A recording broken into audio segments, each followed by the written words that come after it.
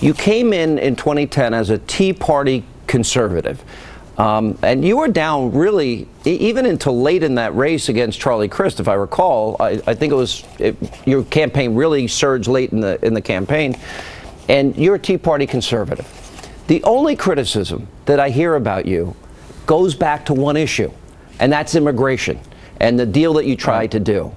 And it's the only one that I hear, but yet it seems to be such a big issue in this campaign. What do you say to conservatives that may still have residual resentment and anger over that one issue? Well, look, I live in a state that's deeply impacted by immigration, and I was trying to make a difference. I was trying to produce the most conservative bill possible in a Senate controlled by Democrats, and then hope that a more conservative House would make it even better. What we underestimated is how much people distrust the federal government. In essence, it's not enough to just pass a law that says we're going to build a wall. They want you to actually build the wall, and then they'll let you move forward on the other things. So we reached a point in that debate where people were saying to us, it doesn't matter what the law says you're going to do or make them do. They won't do it. The federal government will just ignore it. And so what I've learned from that experience is that the only way forward on immigration isn't just to pass enforcement bills, but to actually do it.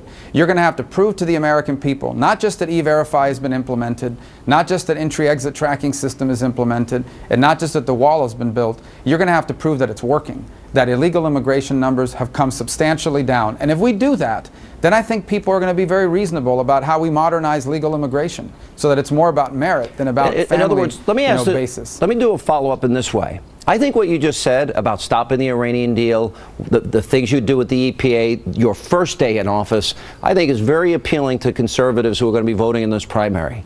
And I think you have told me now for a long time that you thought it was a mistake going along with that immigration deal. But I think people want one more step further, and that if you didn't respect our laws and sovereignty, you don't get citizenship.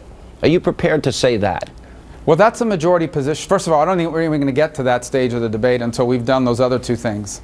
I don't even think you're going to get to that until you get to the other two things that I talked about, which is the enforcement and then dealing with the second part, which is the modernization. Now, the majority position in our party is that it should stop at just a work permit. And as I've said before, that's the majority position. As I've said, I personally am open to allowing people to apply for a green card after 10 years have passed, if they've passed background checks, if they've learned English, if they've paid a fine and paid taxes. In 10 years after all of that has happened, I'm personally open to allowing people to apply for a green card. That is not a majority position in my party, and so I don't know what the circumstances are going to look like in 10 or 15 or 20 years from now, whenever that process begins. But before any discussion, just to be clear, before any discussion of this, the borders will be 100% secure. Before you even are willing to talk about it. It's not even about discussion. You can't even move to the second step, which is modernizing legal immigration, until you haven't just passed laws on enforcement. You have to put it in place, and you have to prove that there are results. And if the American people see, okay, there are results, it's actually happening, then you've been able to deal with that distrust that they have. You can't say, trust us, we're going to do it. It has to happen. They have to see it. And when that's happened, I think that's the key that unlocks the door to the other reforms that are needed, like the one that I think is really important. We have to change our legal immigration system to a merit-based system. In the 21st century, people should be coming here on the basis of what they can do, what skills they have, not whether or not you have a relative living here. That's a dramatic and important change for us to make, because it reflects the realities of the 21st century economy. All right, Senator, good to see you as always, and good luck in the debate tomorrow night. We always appreciate your time. Thank you. Thank you.